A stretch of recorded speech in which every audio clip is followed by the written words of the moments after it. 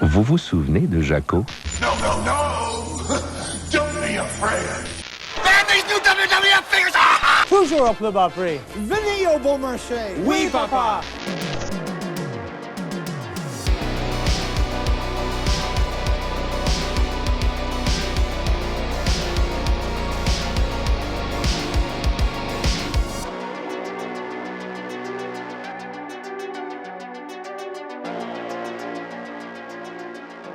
Hommes, femmes, amis, cousins, cousines, clients, bienvenue encore une fois au Super Club Vidéogore. Je suis un de vos deux commis préférés. Je m'appelle Steve et voici Stéphane, votre autre commis préféré. On est vos deux commis préférés, on est vos deux seuls commis. Hein? Ça, c'est comme dire ma mère, c'est ma mère préférée. Une chance. Parce que t'as pas beaucoup de choix, à part elle. On est dangereusement proche de Noël, Steve. Hein? Tu le sais, je l'ai dit au début du mois. Le mois de décembre, c'est pas mon mois préféré. Mais là, 2 semaines de suite, j'ai regardé des bons films d'horreur de Noël. Puis je suis bien content. Fait que là, je suis comme dans l'ambiance. Puis en plus, on commence à décorer tranquillement. Ouais, on a gardé le petit Gremlins, hein, un petit cadeau. Mousse. Ouais, c'est ça. Monsieur, C'est la façon que tu l'as dit, c'était attachant. sais-tu pourquoi qu'un orignal, c'est toujours bien peigné? Non, je pense que je vais Ça le- se met de la mousse. Merci d'avoir été là cette semaine, puis on se voit l'année prochaine. Ah, comment. Non, cette semaine, on a une super semaine parce que Rémi Fréchette vient dans le backstore. Rémi Fréchette qui a fait son dernier court-métrage Barrage et Time In que vous avez vu sur les ondes de Frisson TV, dont j'ai participé au making-of. Je ne savais pas ce détail. On va aussi avoir Christophe et son acolyte Laurent de Champlain qui vont nous parler de l'année de l'horreur 1995. Et je ne suis pas très optimiste de cette année-là. On déroute de l'horreur, hein, encore une fois, comme à toutes les semaines. Cette fois-ci, un petit Heurgame, moi ça, avec Victor, notre ami Victor. Ah, ça, j'ai très hâte. Une chronique sur le gaming, là, c'est quand même pas très fréquent chez nous. Les films en série, Steve, comment ça se passe avec I Know What You Did Last Summer et, cette semaine, I Still Know. Ouais, fait que you will still know what I did this week en watching another movie. That's right, and now it's in English, the show, to start now. Et moi, j'ai regardé un film qui s'appelle Anna and the Apocalypse. Une excellente comédie musicale que j'ai très hâte de voir qu'est-ce que Stéphane a à dire sur le film. Tout ça, tout ce qu'on fait là, c'est possible grâce à... Au dieu de Anorak Brewpub. Ouais! Situé au cœur de Morin Heights, je le dis dans la fameuse pub là, qu'on entend à tous les épisodes. D'ailleurs, on s'approche de Noël. Si vous avez des parties de Noël, Là, je comprends pourquoi que les gérants de vidéos tombent souvent en burn-out. Je veux dire, je travaille matin, midi et soir pour que ce soit sa coche. Puis quand je me revire de bord, je vois ces deux facelettes-là. Si je fais un calcul vraiment là, très rapide, là, je pense que je vais prendre ma pension à environ 86 ans à cause de vous autres. Les arrivages, là, ça se place pas tout seul. Ah ouais! ouais, 86 ans, encore faut-il qu'il se rende à l'âge de 86 ans. Il est stressé, notre gérant, pas mal. Ah ouais, puis on sait jamais ce qu'il peut avoir dans son café quand on va y porter le matin.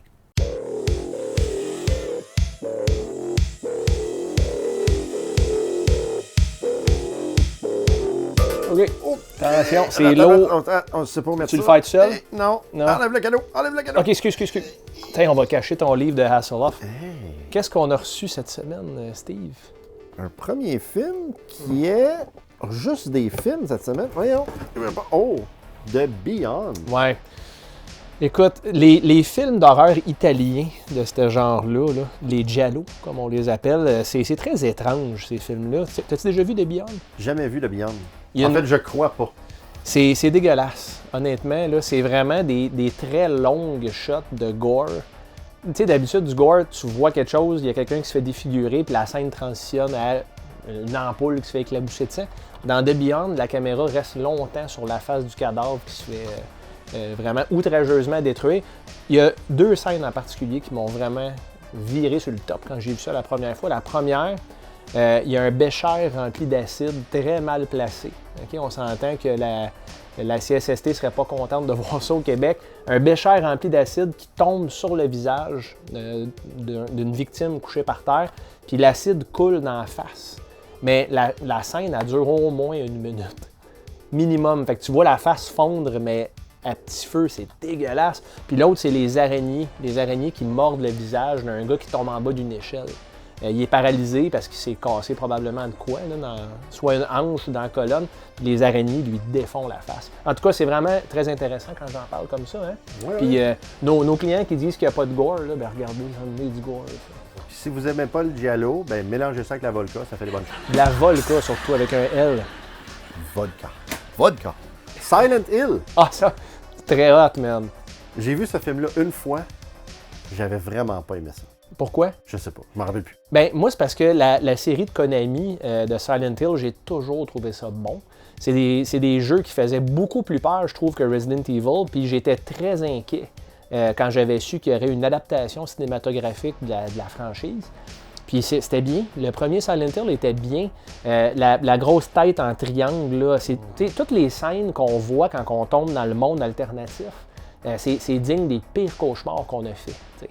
Puis il y a, je pense que c'est la policière qui se fait brûler au bûcher. Sûrement que tu te rappelles de cette scène-là, mais elle se fait accrocher puis elle se fait pendre en haut d'une flamme et son visage se couvre là, vraiment de bulles puis sa peau elle tombe. Vraiment cool quand même. Ça serait à revoir, Steve. Ouais, puis le face de triangle, là, cosplay parfait pour les jeunes femmes qui veulent se montrer les attributs sans qu'on voie leur figure. Dans toutes les conventions, il y a une femme déguisée comme ça. J'ai jamais remarqué, parce que je suis pas allé à beaucoup de conventions, mais ça m'intrigue maintenant. Quoi d'autre qu'on a reçu, mon Steve? En fait, l'autre chose qu'on a reçu ensuite, c'est Insidious, le dernier opus de la série que je vais inscrire, tiens ça, je vais inscrire dans mes films en série parce que... Steve, pour vrai, je suis content que tu inscrives ça parce que j'adore l'univers de James Wan. Puis le premier Insidious, c'est un de mes films d'horreur préférés, c'est dans mon top 10. Ouais, mais Red Door, là c'est Patrick Wilson qui réalise celui-là. Pour la première fois, en fait, qui réalise un Insidious. Puis je suis pas certain que c'est son début en tant que réalisateur, mais j'ai eu des commentaires mitigés. J'ose pas trop, j'ai pas regardé de trailer, j'ai pas regardé de review non plus, je ne fais jamais ça, règle générale, parce que je veux avoir mon propre opinion quand même. Hein. Mais film en série, man. Ouais, j'ai mis ça. Je pense que je les ai toutes ici dans le club vidéo. Ça se peut très bien. Écoute, on peut les louer. Nous autres, on a droit à une location gratuite par semaine quand même. Fait que Red Door, c'est cool ça. D'où le pourquoi que je fais un film en série par semaine. Et qu'est-ce qu'on a le droit aussi gratuitement par semaine? De la gomme. Non, Du non. popcorn. Daniel qui vient nous parler des films la journée. C'est gratuit ça? Salut tribu d'horreur et bienvenue à Aujourd'hui dans le monde de l'horreur. Aujourd'hui en ce 15 décembre, il y a un total de 14 films qui sont sortis, dont voici les highlights parmi ceux-ci. Je sais que vous n'êtes pas full film de kaiju les gars, mais aujourd'hui on en a deux. Premièrement, on a Gamera The Invincible en 1966. Gamera, c'est une tortue géante qui crache du feu qui se fait réveiller après une explosion atomique. Aujourd'hui par contre, c'est pas la version originale du film, c'est en fait la version américanisée de la version japonaise sortie un an plus tôt. C'est un peu comme Godzilla King of the Monsters qui était la version américanisée de Gojira. Ensuite, en 1984, on a The Return of Godzilla.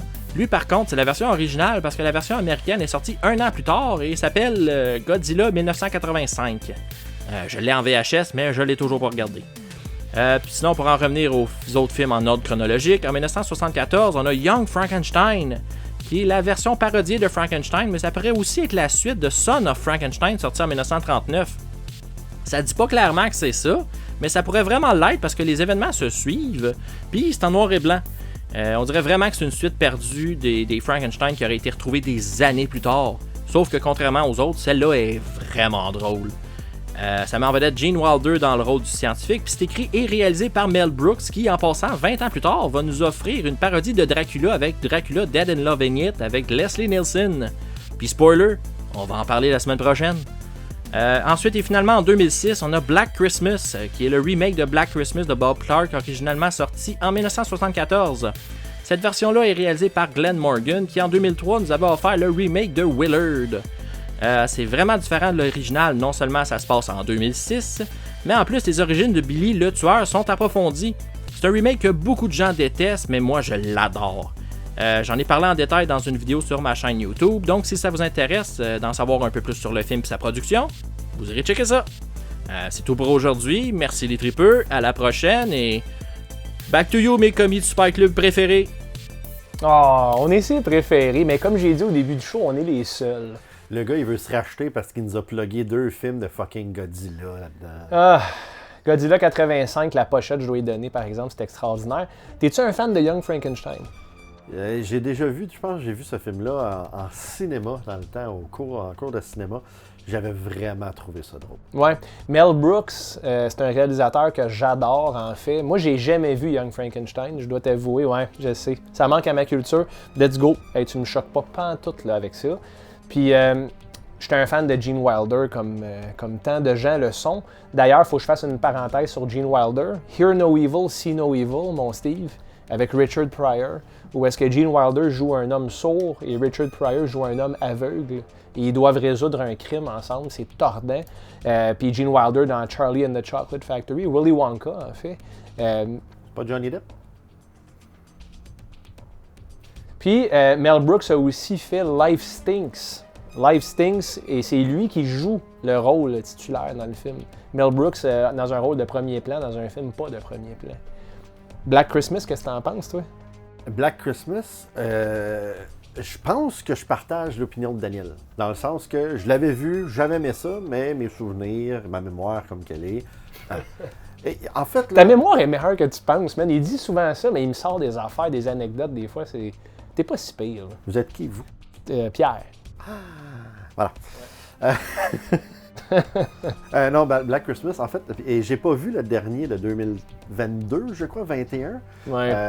Je crois que c'était un autre Jordan Peele.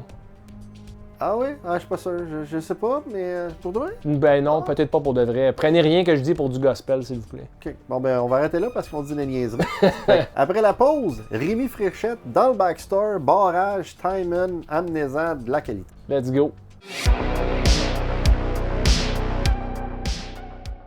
Chers clients du Super Club Vidéo Gore, je m'adresse à vous. Si vous aimez vos 2 commis et leur gérant et désirez que tout le monde garde son job, c'est simple. Votre soutien est le meilleur cadeau que vous pouvez nous offrir. Rendez-vous sur nos différentes pages de médias sociaux comme YouTube, Facebook et Instagram. Abonnez-vous au Super Club Vidéo Gore, activez les notifications et mettez un beau petit pouce bleu sous nos publications. En plus, on est sur Spotify. Un petit review rapide, 5 étoiles et vos commentaires et le tour est joué. De cette façon, le Super Club Vidéo Gore va survivre bien plus longtemps que notre concurrence. Des tonnes de copies? Pfff! Laissez faire ça et venez nous voir. Chez nous, il n'y en a pas de frais de retard. Comme je disais avant la pause, Rémi est un synonyme de qualité. Tout ce que Rémi fait, c'est toujours très cool. Et Timon, c'est quelque chose... Écoute, j'étais sur le plateau. Parce que Guillaume et moi, on a filmé tout le making-of. En passant, Rémi, j'ai hâte que tu montes le making-of. Alors, mon Stéphane, ben là, je pense que le gérant a décidé de couper les heures d'ouverture. Fait qu'on est pogné pour avoir nos clients comme en direct du backstore et non dans le Super Club Vidéo Gore. Ça fait chier, ça, pareil, hein? Fait chier, ça fait 3 semaines. Au moins, notre backstore, il est bien meublé. On a un arcade avec Battletoads derrière nous. La version arcade qui est brutale en passant. Puis oui, effectivement, là, il faut qu'on coupe dans le budget un peu. Le gérant nous le dit à toutes les semaines. Il veut qu'on se sente coupable. Il dit qu'on est surpayé à 8,64 $. Moi, je trouve que c'est fair comme salaire. Puis malgré ça, on travaille du backstore. On n'a plus de chauffage. Mais au moins, on a un invité, on a un client cette semaine vraiment extraordinaire que tu connais bien en plus, Steve. Oui, puis il va venir réchauffer la place. Salut, mon Rémi. messieurs! Salut! Comment ça va? De la chaleur, juste de la chaleur que tu me lances. C'est incroyable, c'est incroyable. Ça va super bien, toi. On est vraiment, vraiment super content de t'avoir dans notre backstage de Super Club Vidéo Gore. C'est quand même très beau. Ouais, Battletoads, il est payant, ça, j'avoue. Là. Il est payant, mais puis il te fait remettre en question vraiment tes talents de gamer. Quand tu joues à ça 5-6 minutes, là, tu te dis « OK, pourquoi je fais ça? C'est pas le fun. » On a quand même la clé aussi du démon dans Demon Knight, puis plein de versions de Jason Goes to Hell. Fait que, oui. moi, je pourrais boire du sang de là, puis écouter Jason Goes to Hell. Je suis bon 3-4 mois là, sans manger. Je serais bien correct.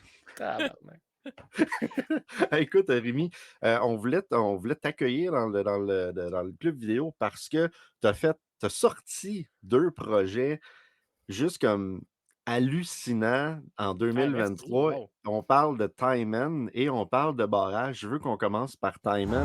Qui êtes-vous? Je suis Timon.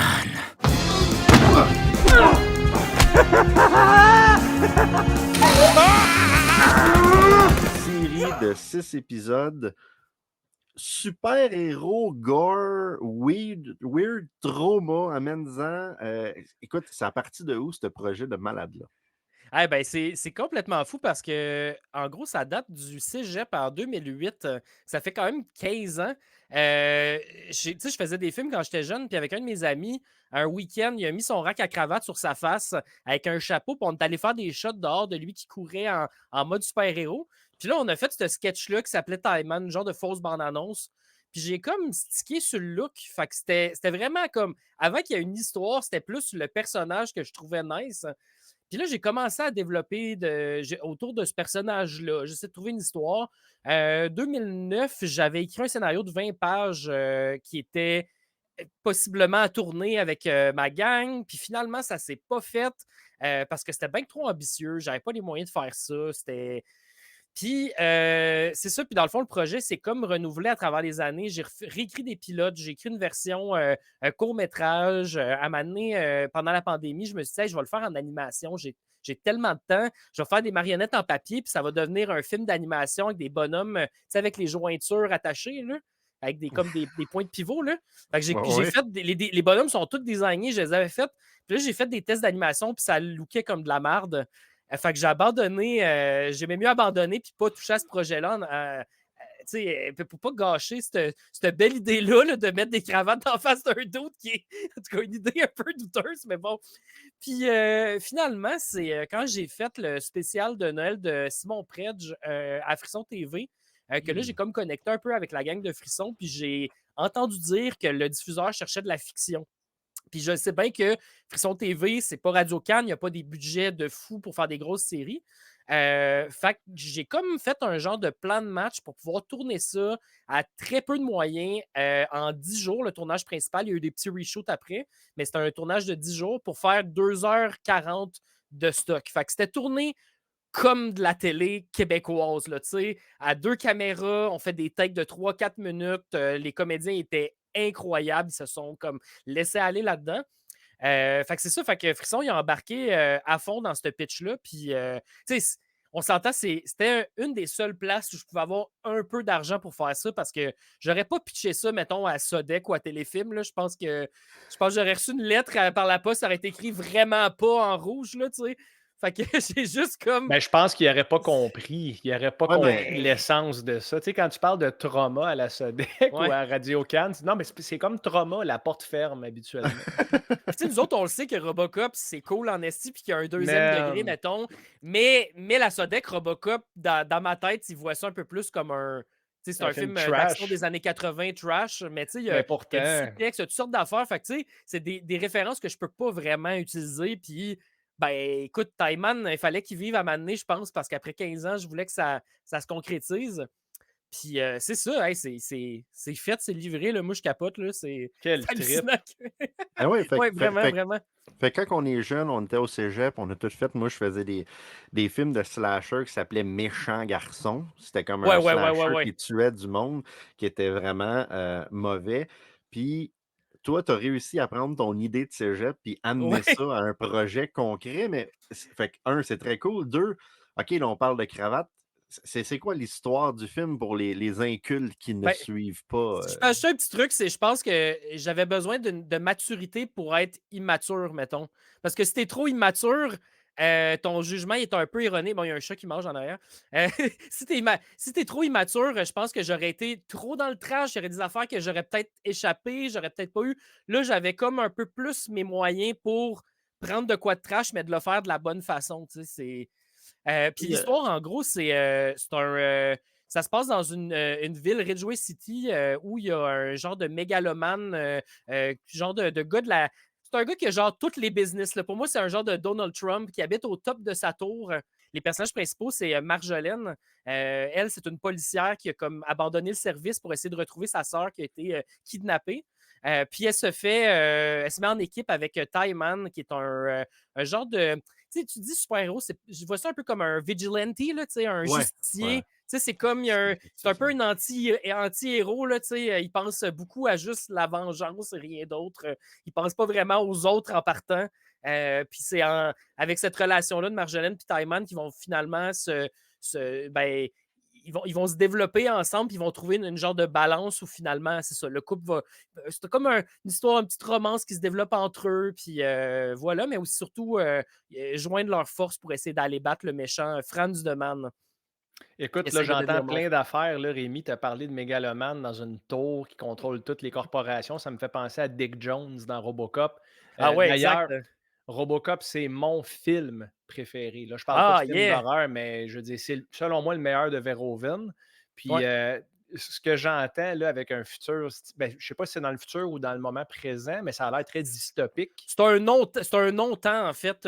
Nous autres, on s'est donné une année pour la technologie. On voulait pas de cellulaire, fait qu'on s'est dit que c'était 92-93 pour la technologie, mais tu sais, c'est une ville qui n'existe pas, c'est un monde qui n'existe pas. Les shots d'extérieur de ville, c'est des buildings en carton avec des maquettes, tu sais, c'est des autos miniatures, puis ça paraît, mais c'est comme assumé. Fait que c'est un peu genre, le public embarque ou il embarque pas pantoute. Tu sais, c'est bien correct, là. Je comprends que c'est vraiment pas pour tout le monde, cette affaire-là, mais tu sais, si t'embarques dans le trip, il y a une marionnette qui joue de la guitare, puis c'est le père de Taiman.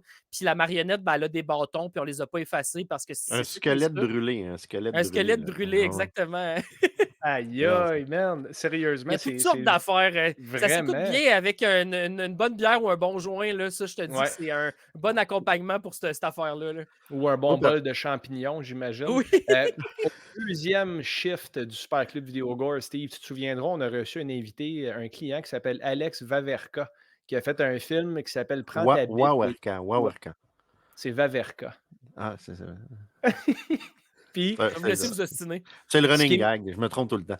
Mais le trip à la trauma que tu racontes depuis tantôt, je vois beaucoup de liens avec le film d'Alex. Je ne sais pas si tu vois la même chose, Steve. Oui, ben, tu sais, moi, j'ai eu la chance de voir les 5 premiers épisodes de Time Man. J'ai pas vu le 6e encore. OK. Rémi, tu me l'as envoyé, puis il a passé théoriquement la semaine passée à Frisson TV pour finir là-dessus. Fait que j'ai pas vu le 6e encore. Je vais le regarder en fin de semaine ou quoi que ce soit. Je sais que Steph, il n'a rien vu encore. Il n'a pas eu le temps de rien regarder. Fait que écoute, je pense qu'il y a quand même une grosse différence entre qu'est-ce que Alexis a fait et Rémi, pour la simple bonne raison que Alexis, tu vois que c'est du pure indie, trash, cheap, filmé presque avec un iPhone, tandis que qu'est-ce que Rémi, vous avez fait, puis quand que je dis vous, c'est parce qu'à cause de l'équipe, j'ai eu la chance Oui, j'avais une équipe de fous autour. c'est la qualité d'un film qui va être au cinéma, mais cheap trash. Tu sais, fait que le mélange est comme vraiment weird. Là. Ben, il y a comme un côté artsy par bout, là, puis je le dis en toute humilité, là, mais tu sais, il y a des effets de lentilles, il y a comme, tu sais, on a joué avec le grain, il y a comme, il y avait vraiment un souci du détail au niveau visuel, puis c'est mon directeur photo, Vincent Allard, avec qui je travaille depuis Forever, là, qui fait une job de malade. On tournait dans des décors, la majorité des scènes aussi, fait que tu sais, ça ajoute un côté, le studio avec l'éclairage en studio, tu peux créer vraiment un monde complètement inventé avec ça. Fait que c'est ça. Là, effectivement, il y avait comme un souci de se prendre au sérieux dans notre niaiserie. Fallait pas jouer la joke. C'est ça que j'ai toujours dit aux comédiens, c'est que si, tu sais, genre, s'il y a un truc là, complètement dramatique, qui n'a pas de bon sens, puis c'est super exagéré, absurde, il faut que la comédienne elle livre de façon stoïque et réaliste, puis pas faire le wink-wink à la caméra. Puis c'est ça que je trouve le plus drôle, c'est quand tout est sérieux, tout est comme deep, mais c'est comme un dude avec des cravates brochées d'en face qui se bat, puis ça n'a comme pas rapport qu'on se prenne autant au sérieux. Puis moi, je trouve que ça rajoute un level à ça. Je comprends. Puis, tu sais, Steve et moi, on est des fans de trauma en partant. Puis, j'entends beaucoup de traumatisme dans ce que tu racontes. Moi, il était plus là, le lien. C'est sûr qu'en termes de qualité de production, comme Steve dit, j'ai rien vu encore. J'attends que les 6 épisodes soient complètement disponibles. Là. Puis je veux binger ça avec ma conjointe Caro parce que ça a l'air juste vraiment d'un gros trip. C'était quoi les défis, mettons, parce qu'on a parlé rapidement de Barrage tantôt, là, qui est un court-métrage. Puis la série Time Man, c'était quoi les défis, mettons, du court-métrage versus la série? En fait, c'est deux projets à des opposés, là, parce que Barrage a été tourné en 7 jours. Attends, fait que là, Time- t'as fait un court-métrage de quoi, 18 minutes en 7 jours, mais une Ouais, série de 240 minutes en 10. de 2h40, ouais, ouais, ouais. 2h40. Fait que tu vois, En 10 jours, ouais, c'est ça, c'est deux méthodes de travail. Barrage, c'était des plans vraiment plus découpés avec plus de, disons, de soins. Taiman, on était, ben, c'est fait avec soin aussi, mais on était à l'épaule, puis c'est des longues takes, puis les deux caméramans pouvaient se pitcher dans l'action. Tu sais, c'était plus, il y avait plus d'impro qui était fait sur le plateau, puis même les décors, souvent, on les découvrait le jour même parce qu'on était dans un studio en deux parties. Fait que, mettons, on tournait dans le décor dans la partie 1, ben, pendant ce temps-là, Jordan, qui a fait les décors, construisait dans partie 2. Puis là, le jour d'après, on allait dans partie 2, puis là, on tournait dans son décor qui venait juste d'être assemblé. Pendant ce temps-là, il démontait dans le. Tu sais, ça a été ça la mécanique. Puis, tu sais, on arrivait le matin, puis on n'avait pas vu le décor. Là. Vincent, d'habitude, on fait des setups d'éclairage, puis on sait exactement où on place nos stops. Mais là, Vincent, il arrivait le matin, il fait bon, ben, comment on éclaire ça aujourd'hui, tu sais? On avait une idée là, de quelle couleur on voulait, où on voulait mettre un backlight. On avait une petite idée, mais on ne savait pas exactement à quoi allait ressembler le décor. Fait Puis, que vraiment, j'imagine qu'il n'y avait pas 2 jours pareils dans le tournage de tout ça. Là. ah non, non, non, puis c'était intense, là. C'était des grosses Christie de journée. Puis tu sais, des scènes d'action de combat qui auraient dû prendre une journée par scène à tourner. Là, il fallait les tourner en 2 heures. Puis c'est des cascades, là. C'est vraiment les comédiens qui font des scènes de combat répétées. Ils sont allés répéter, c'est la gang de Front Kick Production qui c'est un groupe de cascadeurs qui font du court-métrage. Puis c'est mon ami Étienne Laurando là, qui dirige cette gang-là, entre autres. Jonathan Bédard aussi. Puis les gars, puis c'est ça, puis les gars, ils ont répété avec les acteurs avant le tournage, puis quand on arrivait sur le set, tout le monde était prêt, puis moi, je steppais back, je laissais Étienne prendre ma place, puis il dirigeait la scène d'action, parce que diriger de l'action, c'est vraiment un métier en soi. Là, c'est un don, là. Ben, tu sais, faut vraiment que tu aies quelqu'un qui connaît ça pour savoir, mettons que tu fais un punch, il faut qu'il soit sur le bon angle avec la caméra, il faut qu'il arrive à la bonne place, parce que sinon, ça ne sera pas réaliste, il faut que la réaction embarque à la même place. Fait que les gars étaient là, Étienne dirigeait, Jonathan était souvent moniteur pour regarder, pour être sûr que le punch arrivait, parce que moi, j'ai pas cette expertise-là. Là, tu sais, c'est vraiment, puis surtout de le tourner en 2 heures, là, ça n'a pas de bon sens. Là. Ah, effectivement. Puis là, les 6 épisodes ont passé sur Frisson TV. Ouais. Quelle est la suite des choses pour Timon? Ben là, en fait, c'était comme le step 1 Frisson TV parce que pour avoir mis autant d'énergie dans un projet, le but, c'est aussi d'avoir une version long métrage qu'on peut amener en festival. Fait que, je pense de rencontrer un public avec ce genre de film-là, c'est ça le point, d'avoir un événement en salle où les gens crient, puis les gens embarquent, puis qu'il y ait comme une participation. Je pense que c'est un film de gang. Ceci dit, il va y avoir un sacrifice parce que la série dure 2h40, puis ce genre de film-là, après 100 minutes, ça marche plus. Là, c'est un film quand même, tu filmes trash, le fun. Tu veux pas dépasser 100 minutes. Là. Après ça, ça devient comme too much, là, ça devient indulgent. Tu as un conseil, Stéphane, puis moi, on a un sweet spot là, qu'on aime. C'est combien, Stéphane? 82 minutes. 82 minutes. Ah ouais, je serais jamais capable de couper jusque-là. Aïe, aïe, je coupe déjà 1 heure de stock, c'est comme plus que le tiers de la série. Puis, autrement, Steve et Guillaume, vous étiez sur le plateau, vous avez fait du making-of, un boulot incroyable de making-of. On dirait que vous avez été traîné dans une émission où vous faisiez du documentaire. Je sais pas, une émission qu'on a été sur un plateau de tournage d'un court-métrage où est-ce que je pense qu'on a pogné la pire journée, il y avait une tempête. La route de l'horreur était sur oui. Barrage, une journée horrible. C'est une des pires de journées de tournage que j'ai eues de ma vie. Qu'est-ce qui se passe? Quand Kérémy est arrivé et il nous a vus, on dirait que son cerveau a fait comme Asti, c'est vrai, son petit eux autres. Je suis pogné pour avoir l'air sympathique. Ben là, on t'attend, c'est vrai. De l'horreur, hein? Ça allait vraiment mal, puis ils sont arrivés avec la caméra dans ma face, Rémi, tu sais, puis lui, je fais salut, salut, salut, tu sais. Et Chris, que je m'attendais pas à ça en débarquant du char. Puis là, clairement, on voit que tu as des inspirations de tout genre. Tu es un fan des années 80 du cinéma trash, puis du punk rock du cinéma, comme on dit souvent, l'horreur des 80s. Sur le bras, là. Ben, j'ai bien vu tantôt. Tu étais à la bonne place pour parler de ça. Justement, VHS sur le bras. Si on t'amène en 96, disons, tu t'en vas au clip vidéo du coin, quel est le film? Ah ben en plus, c'est encore mieux. C'est là que j'ai découvert les films d'horreur. Moi, j'aimais les comédies d'horreur, en fait, puis ça m'a toujours suivi dans mon style. Fait que, genre, Beetlejuice, Ghostbusters, L'étrange de Monsieur Jack, C'est toutes ces affaires-là. J'ai loué Toxic Avenger par erreur, sûrement à 10 ans, parce qu'il était dans la section comédie. Là. Même chose. Genre même chose. après 5 minutes, il y a un petit gars qui se fait écraser la tête. Là. C'est comme... Le Wow! crâne en dessous du pneu du char m'a traumatisé raide. C'était beaucoup trop graphique, cette scène-là. Là. Vraiment. Aïe, mais aïe, quel bon film, par contre. Oh. Mais j'aimais ça, puis j'aimais trouver les films. Ben, tu sais, c'était la passion de checker la pochette weird, puis d'essayer de donner une chance au film sans en avoir entendu parler de ta vie, là, avec les titres français épouvantables. Tu sais, c'est vraiment. Moi, c'est ça qui m'a formé, c'est ça qui fait que je tripe cinéma aujourd'hui. C'est ça, là, la génération club vidéo. Tu sais, le spécial, c'était genre 6 films pour un tel prix, puis je partais avec une pile de cassettes, puis ça s'écoutait des fois en 2 jours. Là. Mais vraiment, les comédies d'horreur, là, ça, c'était mon dada. J'ai vraiment, vraiment trippé. On comprend ta passion. Regarde, nous, là, on est rendu dans la quarantaine, puis on travaille encore pour un gérant tortionnaire dans un club qui nous ship dans le backstore, pas de chauffage, le soir. Écoute, on est supposé avoir désolé fini. pour vous autres. Ben, c'est correct, Rémi. Au moins, toi, tu es un rayon de soleil pour nous. Fait que vraiment, là, c'est un honneur de te parler de tes projets. C'est tripant au bout. Merci d'avoir pris le temps. Puis j'ai hâte de voir le making-of. Vous parlez de ça sans vraiment en parler depuis tantôt. Là. Il sera monté en début 2024. Là, j'ai besoin d'une couple de semaines de break pour décanter Taïman la série. En 2024, je rembarque là-dessus. Hey, c'était intense.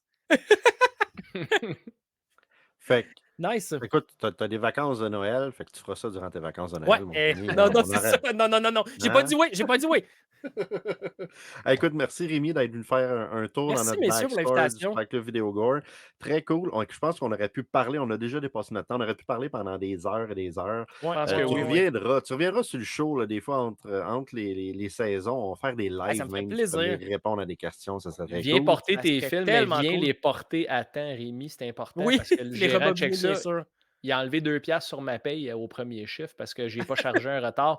Mais moi, je dis tout le temps, tu payeras ça la prochaine fois. On est old school chez nous. Ah, c'est bon, ça. J'aime ça. C'est une belle philosophie. 2$ sur ma paye. Écoute, merci beaucoup. Fait que, on se revoit la semaine prochaine. On te réinvite éventuellement. Tout le monde, après la pause, on s'en va voir Christophe et son acolyte, que je me rappelle plus c'est qui, avec l'année de l'horreur. Le Super Club Vidéo Gore est fier d'être commandité par la brasserie Anorak Brewpub. Située au cœur de Morin Heights, la brasserie Anorak Brewpub vous offre une grande sélection de délicieuses bières élaborées sur place, ainsi qu'un menu varié succulent de style barbecue américain. Anorak Brewpub, c'est une équipe de gens passionnés qui vous reçoit avec le sourire, qui vous offre un service hors pair et des plats tout simplement délicieux. Réservez dès maintenant au brasserieanorak.ca. «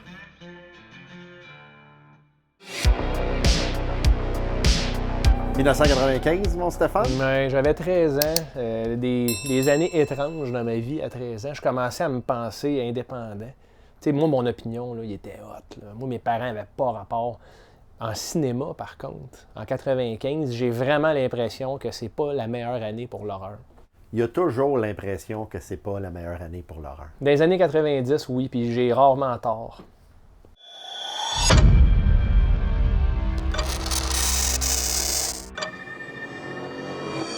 1995. Hey, grosse année. Christophe G ici pour le Super Club Vidéo Gore. J'espère que vous allez bien en ce mois de décembre. 1995, moi, c'est l'année de mes 18 ans. Ben oui, hein? C'est ça qui est ça. C'est l'année aussi où il y a eu de mes réalisateurs préférés qui ont sorti des films. Donc, je vais tasser un peu mes piles pour qu'on puisse me voir la face. Ben, il y a eu The Mangler, hein, une adaptation d'une histoire de Stephen King par Tobe Hooper, hein, le réalisateur de Texas Chainsaw Massacre, mon film d'horreur préféré ever. Je suis un gros fan d'Hellraiser aussi. Fait que quand Lord of Illusion est sorti, de Clive Barker, son 3e long métrage après Nightbreed, ben, je suis allé voir ça au cinéma. Je suis pas détesté quand même. The Mangler, ben, c'est pas un gros char, mais ça se louait bien. John Carpenter, hein, il a fait son remake de Village of the Damned. Ça aussi, je pense que j'étais allé voir au cinéma à l'époque. Ça, c'était quand même cool. Quand même cool. Ça, c'est le fun. C'est un screener que j'ai trouvé. Une belle petite copie VHS. Trippant. Mais David Fincher, moi, j'étais un fan fini de ce réalisateur-là. Seven, il y a des gens qui appellent ça un thriller. J'appelle ça un film d'horreur. C'est gore. C'est troublant et c'est excellent. Je suis dû pour le revoir. Stuart Gordon il a sorti son Castle Freak aussi en 95. Très le fun, cette petite production full moon. Moi, j'ai bien aimé ça. Au rayon des suites, au rayon des franchises, en fait, on a Darkman 2. Dans le rôle de Darkman, c'est Arnold Vosloo. On est content que Larry Drake, hein, le méchant, là, il revienne, Dr. Giggles. Mais Darkman 2, pas un gros genre non plus. Candyman 2, Tony Todd, il est cool, mais en tout cas. Children of the Corn 3, je suis même pas sûr de l'avoir visionné. Même chose pour Scanners 4 de Showdown. Vieille copie un peu maganée. Il faudrait que j'enlève le sticker. Je sais même pas si je l'ai déjà visionné, ce quatrième volet-là, réalisé par Steve Barnett. Hein, Pierre David, on l'a eu sur la route de l'horreur. Chic type. Halloween 6, hein, le Producer's Cut, qui est dans le coffret Blu-ray de Scream Factory, est beaucoup meilleur que la version qui est sortie au cinéma à l'époque de Halloween 6, Curse of Michael Myers. C'était pas yard. Mais le film que je veux vraiment vous parler, je vais regarder si j'ai encore un peu de temps, ce n'est pas Freak Show avec Gunnar Hansen, le tout premier Leatherface. Ça, c'est vraiment un navet complet. C'est absolument pas bon. Non, je vais vous parler de The Return of the Texas Chainsaw Massacre. The Texas Chainsaw Massacre, The Next Generation, qui est un film complètement cinglé, mesdames et messieurs. C'est un film où on a Renée Zellweger et Matthew McConaughey avant qu'il soit connu. En fait, le film est sorti, il a fait quelques festivals, il est sorti en salle de façon assez limitée en 95. Ça a pris 2 ans avant qu'il se retrouve en tablette dans les clubs vidéo parce que, entre-temps, les deux acteurs principaux sont devenus des stars. Mais le principal attrait de ce film-là, c'est Kim Henkel, qui est le scénariste du film original de 1974, qui a écrit et réalisé ce 4e volet de la franchise Texas Chainsaw Massacre. C'est pas le pire de la franchise, c'est pas le meilleur non plus. C'est un film complètement weird. Tu sais, bon, on prend toujours un peu la même histoire avec cette franchise-là, hein. Mais celui-là, il ajoute des éléments complètement pétés. Le dude qui arrive en complet cravate, en limousine, puis qui a des piercings sur les nipples, puis des tattoos weird. Là, tu fais comme, qu'est-ce qui se passe, là? On est encore dans le même film?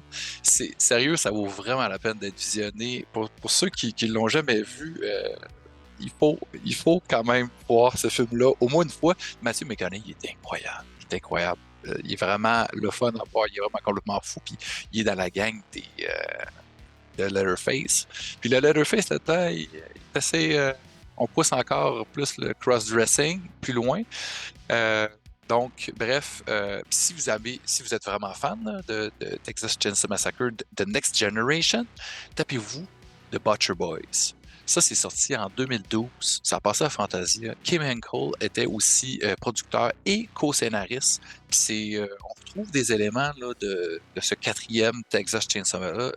Il faut le voir aussi. C'est assez pété. Donc, si ça vous tente, tapez-vous The Texas Chainsaw Massacre, The Next Generation. Sinon, en sac.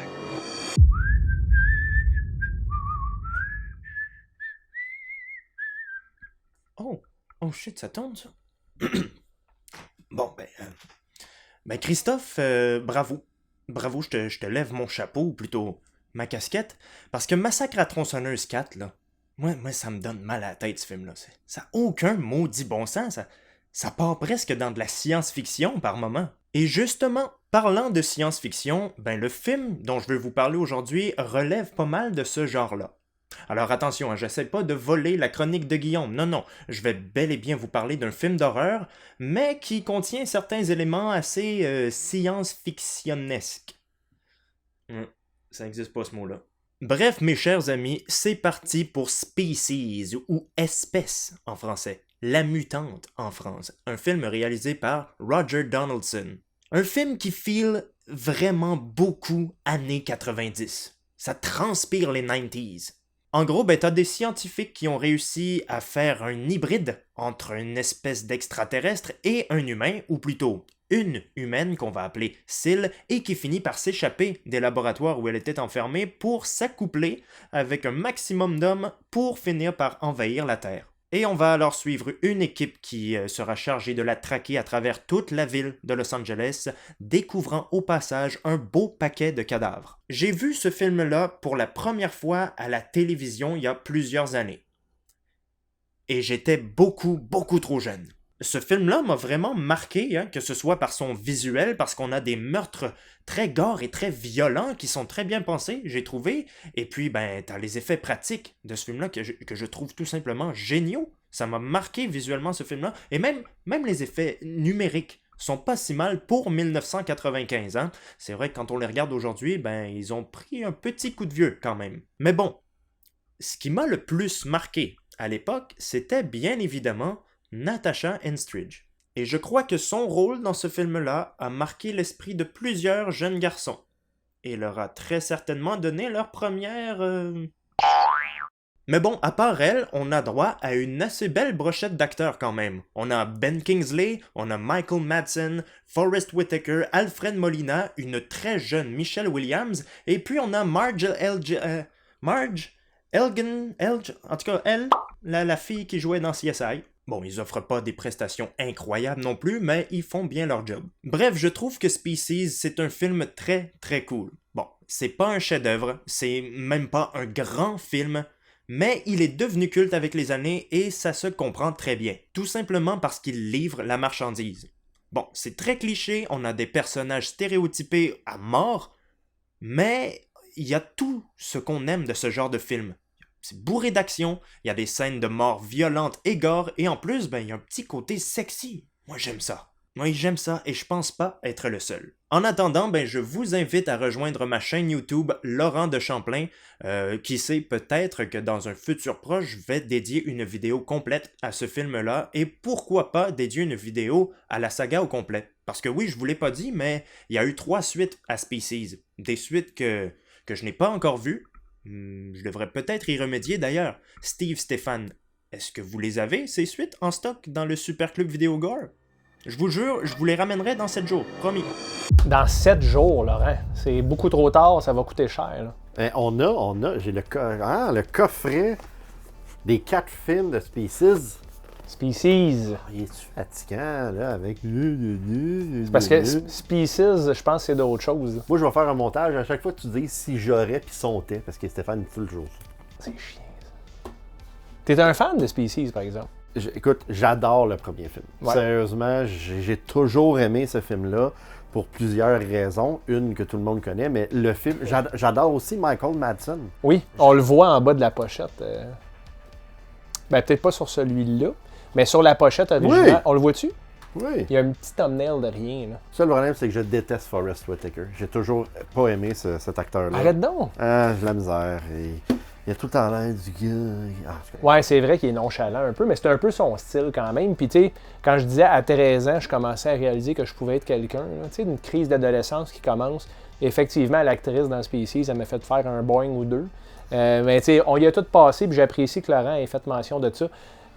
Autrement que ça dans l'année, Steve. Ben, attends une minute, là. Les suites, me semble le deuxième est pas pire. Les 3-4, c'est...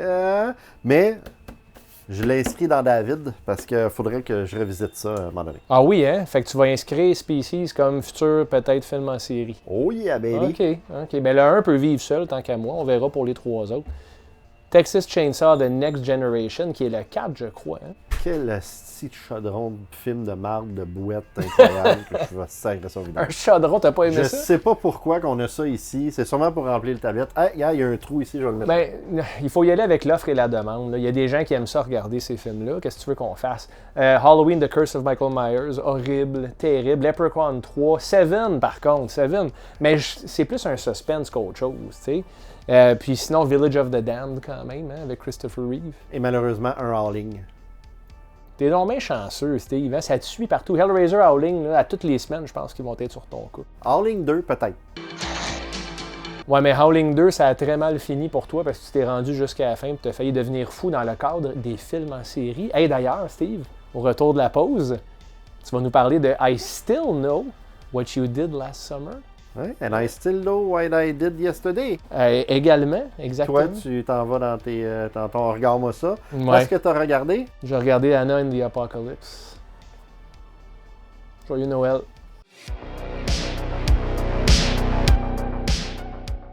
Chers clients du Super Club Vidéo Gore, vous pouvez maintenant vous procurer le tout nouveau Blu-ray de la première saison de l'émission Sur la route de l'horreur. Rejoignez-les pour des voyages mémorables sur les lieux de tournage de films emblématiques, en plus de visiter des conventions d'horreur extraordinaires, tout en vous offrant des entrevues exclusives avec les légendes de l'industrie. La première saison de Sur la route de l'horreur, c'est 12 épisodes taillés sur mesure par des fans d'horreur pour les fans d'horreur. Rendez-vous au surlaroutedel'horreur.com pour plus d'informations.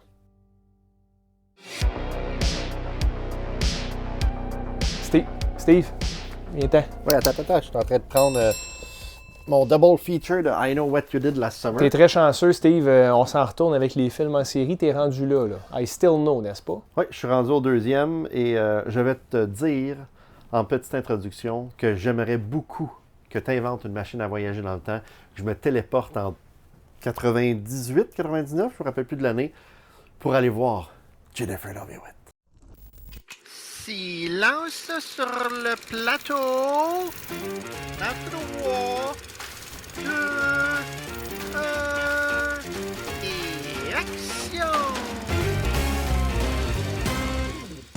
Parapapapam. Donc, 98, c'est bien 98, I Still Know What You Did Last Summer. Réalisé par un gars qui s'appelle Danny Cannon. Oh! Je connais pas ce nom-là. Effectivement. Mais il a aussi réalisé Judge Dredd. Oh! Judge Dredd avec Stallone. Avec Stallone. Pas avec Carl Urban qui était fucking bon. Non, j'ai une anecdote sur Judge Dredd que je vais te dire en 15 secondes. Un jour, je me suis dit, il faudrait que j'achète ce film-là. Pour le fun, je l'ai commandé sur eBay, il est arrivé chez nous, puis je me suis dit, bon, je l'écouterai pas, je vais juste le mettre dans la collection de Stallone. Quand je suis arrivé devant la collection de Stallone, j'ai fait, ah si, je l'avais déjà. Ah ben. Fait que je l'ai donné à Danny. T'as 2 copies. Donc là, il voulait un peu reproduire qu'est-ce qu'ils ont fait dans le premier film. Fait qu'il y a toujours Jennifer Love Hewitt, il y a Freddie Prinze Jr. Et là, il y avait besoin de sang chaud, jeune, toujours vivant. Donc, ils ont engagé Brandy Norwood. Est-ce que tu connais Brandy Norwood? Oh non, mais je sens que je vais la connaître. Elle chante la chanson The Boy Is Mine. Hein? C'est pas Tony Braxton qui chante ça? Non, Brandy Norwood. Elle chante ça, c'est une enfant, un peu comme Miley Cyrus, qui a joué dans plein de choses et qui, dernièrement, là, en 2023, sort un film de Noël avec, c'est quoi le nom du dude dans American Pie, là, qui s'amuse avec la... Jason Biggs? Exactement. Donc, voilà. Ensuite, il y avait, je suis incapable de dire ce nom-là, Mick, on l'a décrit ici. Ah, il est écrit Mekhi Phifer. Mais qui est Phifer? C'est Mekhi. C'est quelqu'un qui a joué dans Dawn of the Dead 2004. On voulait le dire. Et il y a aussi Jennifer Esposito qui a joué dans Je sais pas. Dracula 2000. Ah, j'avais aucune idée. Moi, je pensais que c'était la fille à Phil Esposito, l'ancien joueur de Dracula 2000, il y en a 3. Dracula 2000, il y en a 3. T'es sûr que t'as assez de feuilles dans ton pad? Oh oui, David, il a le dos large. Donc, Dracula 2000. Donc, et il y a un autre acteur aussi, Jeffrey Combs. Oh, Jeffrey Combs, il est dans oui, I Still Know. Il joue là-dedans. Est-ce que c'est Jeffrey Combs comme on le connaît ou il est make-upé puis déguisé un peu? Non, c'est comme on le connaît. Il est facile à reconnaître. reconnaître. Il est facile à reconnaître. What can I do for you? Il est il fait un peu le weirdo un petit peu. Ça me donne le goût de le voir juste à cause de ça. Je suis un gros fan de Reanimator. Et il y a aussi un acteur que quand tu vas dans Internet Movie Database, c'est Uncredited. Et son nom, c'est Jack Black. Damn. You know what I was saying? Are you looking for some bread? Arrête! Ok, man, il y a plein de fun facts déjà, là. Où ça se passe, je pense, c'est un an plus tard. C'est un an plus tard où est-ce que là... C'est chronologique. Oh, ouais, le personnage de Julie, elle a une nouvelle coloc. Tout le monde sait qu'ils ont tué un fisherman parce que à la fin du premier, ils tuent le fisherman, puis c'est publicisé, mais ils ne savent pas le pourquoi de la chose. Le concours, ils reçoivent un appel téléphonique, ils ont gagné un concours pour aller aux Bahamas ou en Bermude, en tout cas. Fait qu'ils partent tous là-bas, sont super contents. Comme vous allez pu vous entendre, c'est un faux concours, mais il y a une pseudo-pub de V8 qui a attiré mon attention. C'est donc ben fucké tout ce que tu dis. La fille est super comme déprimée, elle rouvre le frigidaire, il y a une grosse canne de V8, tu dis ok, V8 pour la réconforter, elle prend l'autre affaire à côté puis elle s'en va. Malade. Là tu te dis, c'est une pub de V8? Ils ont-tu accepté V8 de faire ça? Aucune idée. Ils arrivent là-bas, puis là, tout est fermé. Il y a juste eux autres qui sont là. Ils commencent à chanter du karaoké. Julie chante « I Will Survive ». Fait que tout de suite, tu Du karaoké en 98, c'était pas trop à la mode encore aux États-Unis, ça. Non, c'est ça. Et monsieur Mickey Pfeiffer, là, whatever. Mickey Pfeiffer. C'est un fucking asshole. C'est le chum... Avec un nom de même, il peut bien être un asshole. C'est le chum de Brandy Norwood. Et il est juste comme... Il est dégueulasse. Il s'en calisse. Il accuse Jennifer Love Hewitt. Comment t'accuses pas Jennifer Love Hewitt? Oh yeah? Then where's he now, Julie? Huh? Where's the dead guy? Il m'a tapé ses nerfs. Personnage que tu veux mourir. J'ai-tu dit que Jack Black qui jouait? Je t'ai dit tantôt que j'aurais aimé ça avoir une machine à voyager dans le temps pour retourner. Parce que dans ce film-là, mesdames, messieurs, Jennifer Love Hewitt, je veux dire, je pense que le film a été fait juste pour montrer ses attributs. C'est sexualisé au bout. C'est incroyable comment c'est sexualisé. Et dans ça, le sex appeal est pas vraiment divisé avec plein de monde, comme dans le premier, il y avait Ryan Phillips, Freddie Prinze. Freddie Prinze, on le voit pas. Sarah Michelle Gellar aussi dans le 1. Exactement. Là, c'est Jennifer. Et Jennifer fait encore la fameuse scène des bras ouverts, mais cette fois-ci, elle a un chandail blanc, elle est sous la pluie. If you want me bad, come and get me, I'm right here! Je suis conquis. Fait que est-ce que t'as aimé ça, Steve? Le film est beaucoup moins bon que le premier. Ouais. Il y a une cote de merde sur Internet Movie Database, genre 4 quelques, là, c'est fou. Mais c'est quand même très divertissant. Je t'ai dit que Jack Black jouait dedans. Ouais, au début, je pense. Ok, c'est ça. Fait que toi, je veux savoir, qu'est-ce que t'as regardé, mon Stéphane? Hey, toi, regarde-moi ça. Ben écoute, j'ai regardé un film de un réalisateur qui s'appelle Jeremy McPhail. OK, j'enlèverais le mec puis je l'appellerais juste Jeremy Fail parce qu'il a réalisé un film qui s'appelle Anna and the Apocalypse. Anna and the Apocalypse, qui est un film d'invasion zombie dans une école. Donc jusqu'à maintenant, tout va bien. C'est dans un setting de Noël, encore une fois. Hein? Les gens ont un accent british assez fort. Fait que là, je me dis, OK, c'est un film peut-être dans le mood de 28 Days Later, on verra. Mais on voit dès le départ que c'est très léger. T'sais. Puis, après 3 secondes, 4 secondes, j'étais conquis. Sais-tu pourquoi? Le logo de Orion Pictures apparaît à l'écran. Et Orion Pictures ont été... c'est une maison de production qui a été derrière plein de films iconiques des années 80-90 et ils ont repris exactement la même animation. Donc j'étais là, oh shit, un Orion en plus, un film de zombies, des ados qui vont se faire tuer, de la chair fraîche, j'adore ça. C'est une calice de comédie musicale. C'est joyeux. Oh wow, hey, j'étais assez content. Steve, pourquoi t'as fait ça?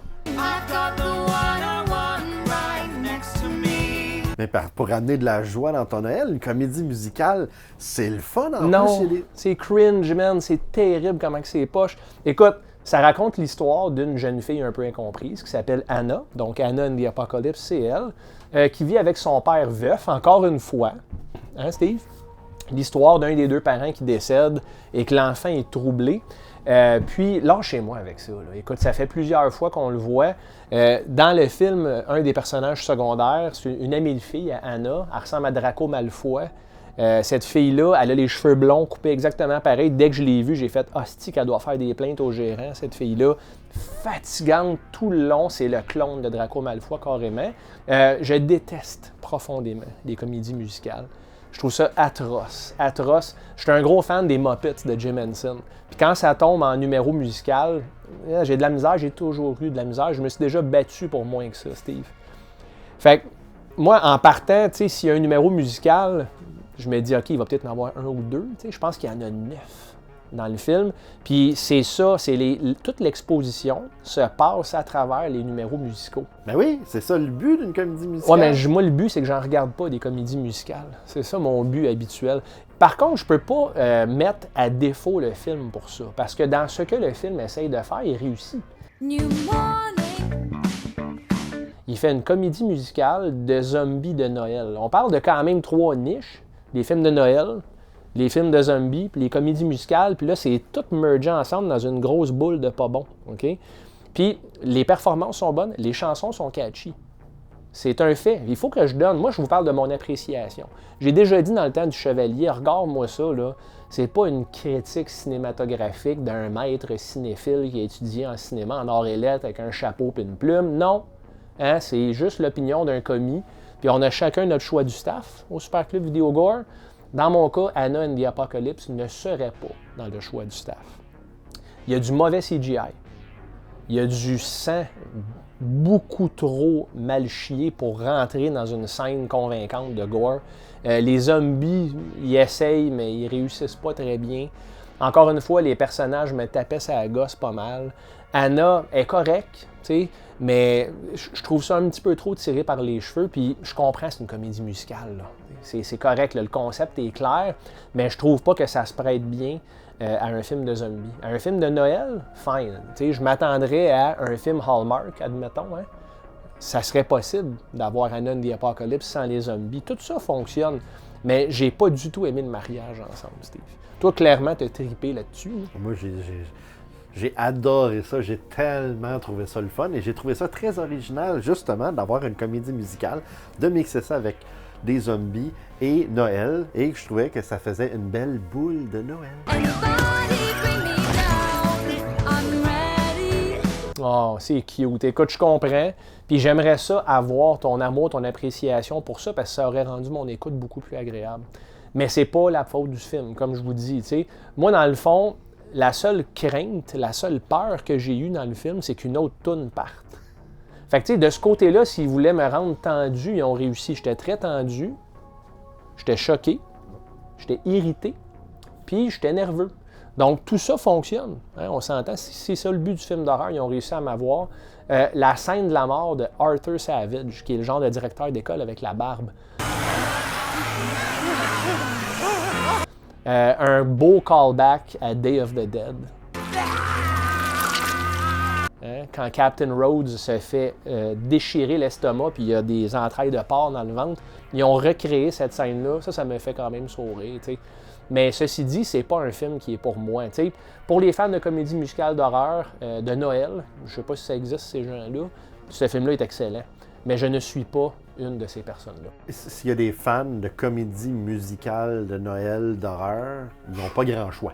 Exactement. Mais est-ce qu'il y en a d'autres comme ça, Steve? Très bonne question. Ben c'est ça. Parce que des fans de ces types de films-là, je le sais que ça existe, mais moi, j'en connais pas. Fait que... j'ai peur. Combien de yeux tu vas attitrer? Attitrer?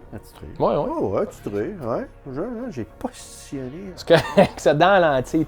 Toi. Tiens, auditeur, goûte à ça. Écoute, je dois reconnaître que le film est réalisé, il est parfait là, en termes de réalisation. Il n'y a pas de problème de timing, il n'y a pas de problème de pacing. Il n'est pas trop long, il est dans le sweet spot. Je pense qu'il est 91 minutes, quelque chose comme ça. La colorimétrie est belle, elle est à sa place, elle est adaptée pour un film de Noël. On sent l'ambiance de Noël. La dynamique entre les personnages moyenne, je trouve. Je trouvais ça forcé, mais tu sais, c'est des acteurs de théâtre. Hein. Je veux dire, c'est différent, il n'y a pas d'émotion. C'était toute une joke, ce film-là. Tu sais. Et une joke, pas dans la réalisation, mais personne ne prend ça au sérieux, puis ça paraît. Les personnages font semblant d'avoir peur, ils arrêtent de pleurer très vite. Tu sais. C'est bien tough embarqué là-dedans pour moi. Mais le film est réalisé de façon compétente, fait que je peux pas vraiment chier dessus tant que ça. C'est meilleur que Boogeyman, donc je vais donner 1,5 œil sur 5. Ah, ouais. Ouais. C'est mon appréciation du film. Ouais. Et au Super Club Vidéo Gore, qu'est-ce qu'on dit quand on donne une note en bas de 2 yeux, mon Stéphane? Suce ma boule de Noël de marde. Oh. Bon, quand même triste. Non, ça m'a pas choqué. Tu sais, je déconne, là, mais je veux dire, c'est pas pour moi, ces films-là. Fait que j'aurais donné moins si en plus il avait été mal réalisé, mais tu sais, quand même. Là, Non, je fais juste écrire « S'il me fait chier ». Il n'y a pas un 2, il n'y a pas un 2, j'espère.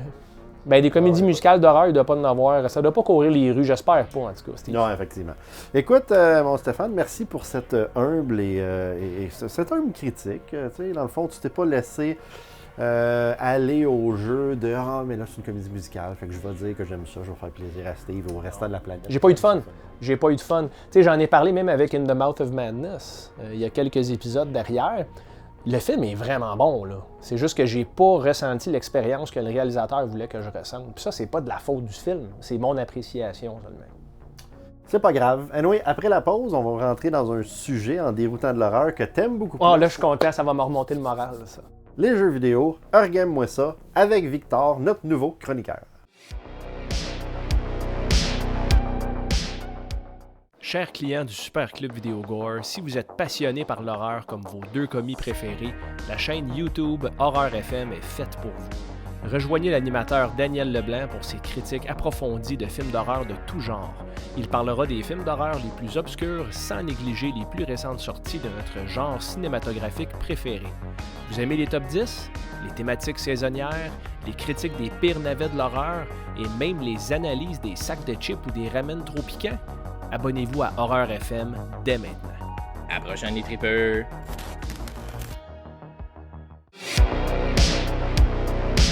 Steve, j'ai vraiment l'honneur de te dire que cette semaine, un de nos chroniqueurs invités, c'est Victor. Victor qui va nous parler de jeux vidéo dans le cadre de la chronique Game-moi ça.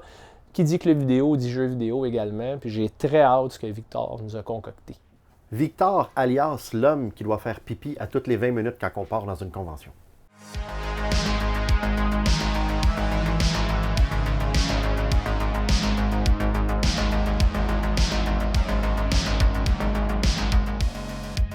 Hey, salut Stéphane, Steve, puis les membres du Super Club Vidéo Gore. Hey, c'est le fun les clubs vidéo, moi j'aime ça, je passe des heures à regarder chaque boîtier de films d'horreur ou de jeux vidéo, en espérant trouver le divertissement parfait pour mon week-end.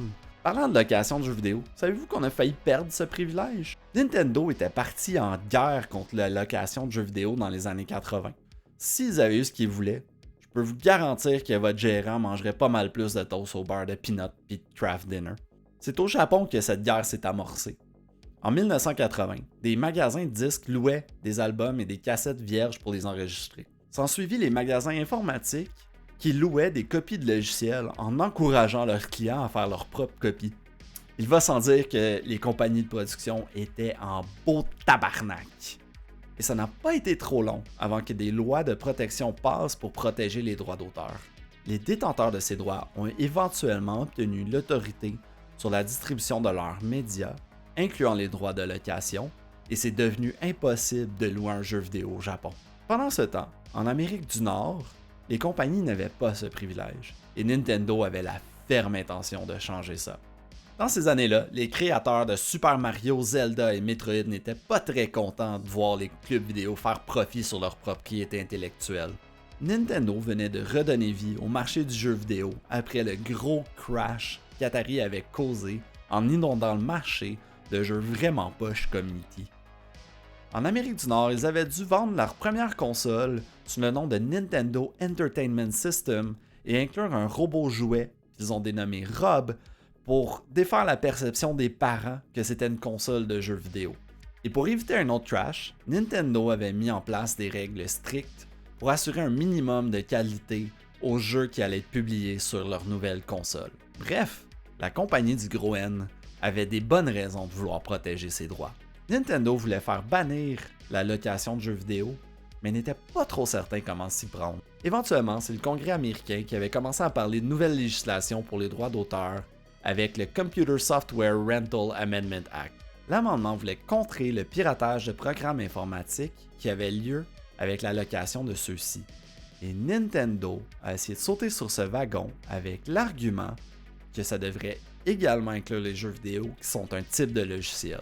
Malheureusement pour Nintendo et heureusement pour nous, des groupes de lobby tels le Video Software Dealers Association ont su repousser cette notion auprès du gouvernement américain. Ils avaient pour argument que c'était presque impossible de copier une cassette de jeux vidéo. C'était pas mal vrai à l'époque, mais les fans d'émulation pourraient vous confirmer que c'est plus vraiment le cas aujourd'hui. Ils avaient essayé de contrer cette défaite avec un nouvel effort de législation au Congrès, le Computer Software Protection Act, qui proposait qu'un club vidéo ne pourrait pas louer un jeu avant 1 an après sa sortie.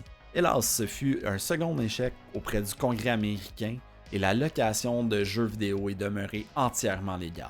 Dans un autre effort de bloquer la location de jeux vidéo, Nintendo a essayé de bloquer la vente directe aux clubs vidéo. Ce qui a fait en sorte que les gérants de clubs vidéo ont juste envoyé leurs commis ramasser les copies de jeux vidéo directement dans les club prize, sellers et distributions consommateurs de ce monde. Finalement, Nintendo a obtenu une petite victoire en gagnant une poursuite contre Blockbuster. Cette fois-ci, c'était pour la photocopie des manuels d'instruction que Nintendo s'en prenait aux géants de la location. Blockbuster utilisait des copies de ces manuels pour contrer la destruction aux taches de moutarde, au Pepsi et à la graisse de chip de ses membres. Par contre, la victoire de Nintendo a été courte, puisque Blockbuster n'aura vraiment pas pris le temps à produire leur propre manuel suite à cette défaite.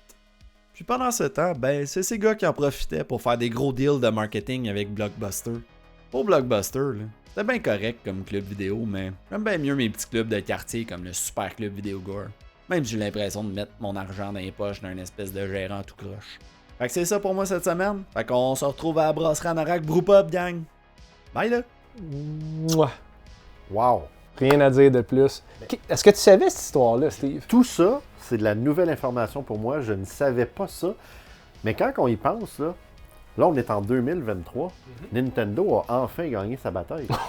Mais pas tout à fait. On est encore debout, Steve. Non, pas contre les clubs vidéo. Je parle... Tu peux plus louer un film, un jeu vidéo maintenant. OK. Mise en contexte. Un homme travaillant, avec une éthique de travail irréprochable, gère 2 incompétents. De qui je parle? Oui! Bravo, bonne réponse!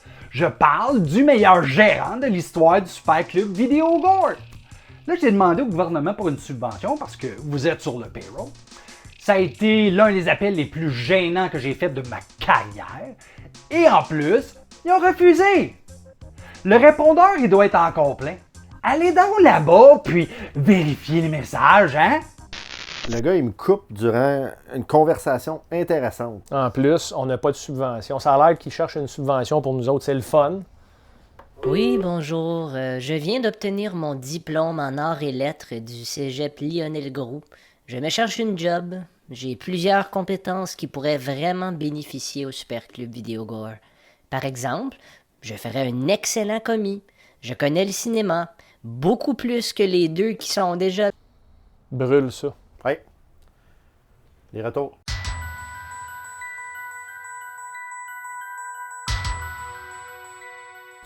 Ah! Bon, qu'est-ce qu'on a cette semaine? Hey! Donnie Darko. Stéphane, as-tu déjà vu Donnie Darko? Ben oui, j'ai vu Donnie Darko. J'adore, avec Jake Gyllenhaal. Avais-tu vu la... Et Patrick Swayze, même. Oui, c'est un de ses derniers films. Ça achevait, oui. Il était malade déjà, je crois, pendant le tournage. Mais très bon film avec la reprise de Mad World. Oui, et ce film-là, j'étais à Montréal et je me rappelle, ça me tentait pas de le regarder. Puis un de mes amis, il m'a fait écouter à la toune, il a fait OK. Et après, il m'a montré la bande-annonce. Et le trailer de ce film-là m'a convaincu de le regarder. Parce que je sais pas pourquoi, il y a quelque chose, la façon que cette bande-annonce-là est montée, j'étais comme wow, faut que je regarde ça. Et à ce jour, je sais pas si j'aime le film à cause du film ou de la bande-annonce. Ah, c'est bien dit. Puis la chanson de Gary Jules là-dedans, c'est une reprise d'une tune de Tears for Fears. Pas du tout le même ton. La version de Gary Jules dans le film, Donnie Darko, qui fait partie vraiment du mood, ils ont aussi utilisé cette chanson-là pour la bande-annonce du jeu Gears of War. Et c'est là que c'est devenu populaire en tant que tel, cette tune-là, parce que quand elle a joué dans Donnie Darko... Ben, c'est un film qui a passé sous le radar, mais c'est vraiment tout un mood. De très bon choix du client qui nous a retourné ça. Il n'y a pas de plainte, il n'y a pas... Ah, les disques sont en bon état en plus. Ouais. Cool, man. On va aller voir en bas qu'est-ce qu'il y a encore. Ah, Steve. Il y a 2 semaines, je pense, on a parlé de M. Night Shyamalan, qui fait des films hit or miss. Mais là, on a un client qui a loué La Visite. The Visit, est-ce que tu as vu The Visit? J'ai vu The Visit. C'est dans mes top 3 ou 5 de found footage que j'ai vu. C'est écœurant, ce film-là. Vraiment. Vraiment très bon. Ça m'a foutu la chienne. Ouais. J'ai été surpris. Sérieusement, une méchante belle job. Oui, une belle job. Mes enfants ont vu ça sur un blind choice, je pense que c'était sur Netflix, là, il y a plusieurs années. Ils ont trippé sur la scène quand le jeune kid est en dessous du balcon, puis il se promène à 4 pattes, puis la grand-mère le pourchasse en arrière. Puis à partir de là, il était hooked, là, vraiment. C'est drôle, ce film-là. Il y a de la tension aux bonnes places, c'est pas trop long. Puis quand la grand-mère est dans la cuisine à un moment donné, puis elle est comme à moitié endormie, on dirait, puis le kid essaie de se cacher, man, j'étais vraiment tendu. Fait que tu vois, M. Night Shyamalan, c'est pas dans tous les films qu'il échoue. Non. On a un dernier retour. Oh boy. Monsieur. Ben, moi te le dire, non, pas long. Boy, c'est quoi ça? Ben, gars, Steve, tiens. C'est Stay Alive. Okay. Mais on dirait que le format est bizarre. OK, là, ça doit être Jean-Guy encore qui a... Ça, là... Oh, c'est une version frelatée. Ouais, ça, le monde qui loue des films, qui les copie, puis comme des beaux morons, nous retournent... Hey, là, je suis agressif, là. Excuse-moi, Steve, retiens-moi. Je vais le faire. Non, sérieusement. Jean-Guy, tu as jusqu'à demain soir pour venir interchanger la copie, nous ramener la vraie copie de Stay Alive et repartir avec ta merde. C'est ta merde, tu dis? Au moins, il a fait un effort, tu sais, de la façon qu'il l'a écrit. Non. Grosse boîte. On aime nos clients, mais il y a certains de nos clients qui nous aiment pas, on dirait. Après, vous demandez pourquoi il n'y a plus de club vidéo. Tu sais, c'est de votre faute, à vous autres. Tu te sens-tu mal, là? Ben, tu devrais. Steve, quelle belle semaine, encore une fois. Quel bel épisode. Presque. À part juste ce dernier petit moment de... Je suis le genre de gars qui efface les négatifs. Moi, ça disparaît tout de suite de de ma mémoire. Merci encore une fois. Et vous êtes nombreux à venir au Super Club Vidéo Gore. C'est grâce à vous que le magasin reste ouvert. Certainement pas grâce au gérant. Il n'a pas fait son bonus en passant. Hein. La semaine prochaine, dernier épisode de la saison. Steve. Effectivement, 8e épisode. Parfait timing pour Noël. Stéphane, je pensais à quelque chose. On pourrait faire quelque chose de différent. On pourrait se donner un cadeau. On pourrait se donner un cadeau. Je serais content. Honnêtement, je suis plus dans l'ambiance de Noël que je pensais ce mois-ci. Il nous reste à décorer un peu. Vous allez voir ça la semaine prochaine. Mais d'ici là, abonnez-vous sur nos réseaux sociaux. Facebook, Instagram, YouTube, malheureusement TikTok. Ben oui, on n'est pas très actifs sur TikTok, mais on va l'être. On a juste besoin de vous pour nous pousser dans le dos un petit peu. Ouais, mais j'essaie de convaincre Stéphane de faire 3-4 petites danses en avant de la façade. Puis J'en ai fait pourtant, ça n'a juste pas été filmé. Fait que merci encore, chers clients. On vous aime et on vous voit la semaine prochaine.